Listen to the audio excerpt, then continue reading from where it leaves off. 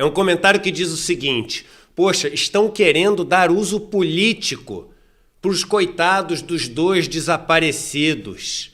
Eles não deveriam ter estado lá, não pediram autorização da FUNAI. Então, poxa, não vamos usar isso de uma maneira política. Você já deve ter recebido isso. Se não recebeu, vai receber isso, porque esse vai ser o discurso do governo. Agora, deixa eu te contar uma coisa, meu irmão. Quando é que a gente vai parar? Quando é que a gente vai parar para ver o que está acontecendo na Amazônia? Quando é que a gente vai parar para encarar de frente o problema do tráfico ilegal de madeira, de drogas, de armas que acontecem nas fronteiras da Amazônia e através dos rios da Amazônia? Quando é que a gente vai parar para encarar de frente o problema do garimpo ilegal, do conflito com os povos originários, do atentado à vida e à cultura dessas pessoas?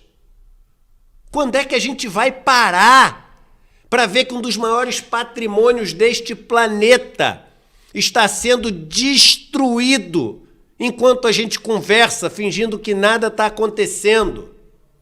E aí, minha irmã, porque foi uma irmã que falou isso nos comentários, me perdoe discordar completamente de você. Isso que está acontecendo na Amazônia tem que ter uso político, sim. Você sabe por que tem que ter um uso político? Porque a vida dessas 2 pessoas era dedicada a uma causa que é política no sentido mais nobre da palavra. Pessoas que dedicam a vida a proteger a Amazônia, a proteger o meio ambiente, a entender o meio ambiente, a resgatar possibilidades para os povos originários. São pessoas que têm vidas políticas, não necessariamente ligadas a partido algum, mas são vidas políticas. O que aconteceu é sim motivo para um embate político, porque política é isso. É cuidar da polis, do que é público, é cuidar da comunidade, é cuidar da nossa casa.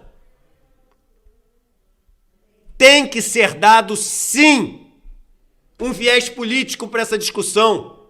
Porque se a gente hoje tem uma situação muito pior do que alguns anos atrás, é por causa de escolhas políticas.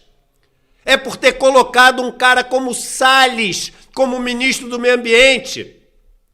É por ter colocado um cara como Naban Garcia como secretário de Assuntos Fundiários do Ministério da Agricultura. É por ter colocado o agronegócio para tomar conta da floresta. Você acha que isso não é político? Ah, mas só faz isso em ano eleitoral. Que pelo menos em ano eleitoral a gente faça isso, porque é o ano de decidir, é o ano de escolher, e a gente não pode escolher de novo esse caos. Então, sim, está sendo dado o uso político para essa discussão, com todo cuidado. E aí você tem talvez... Você não falou sobre isso, mas aí você tem razão, com todo cuidado para não perder, além do lado político, principalmente o lado humano. E como a gente falou sobre isso no programa ontem, são 2 pessoas com histórias, com sonhos, com famílias, imagina. Pessoas que, quando estavam ali crianças, imaginavam que iam ser quando ficassem mais velhas e entraram no colégio e se interessaram pelas ciências naturais e começaram a olhar para as árvores, para as florestas, ler livros de histórias indígenas e foram crescendo e aprendendo e, de repente, toda uma história dessa, pá, cortada. E isso tem um componente humano muito forte.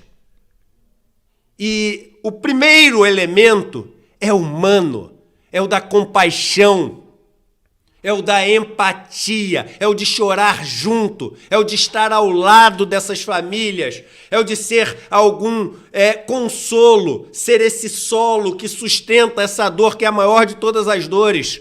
Mas existe também o componente político, sim.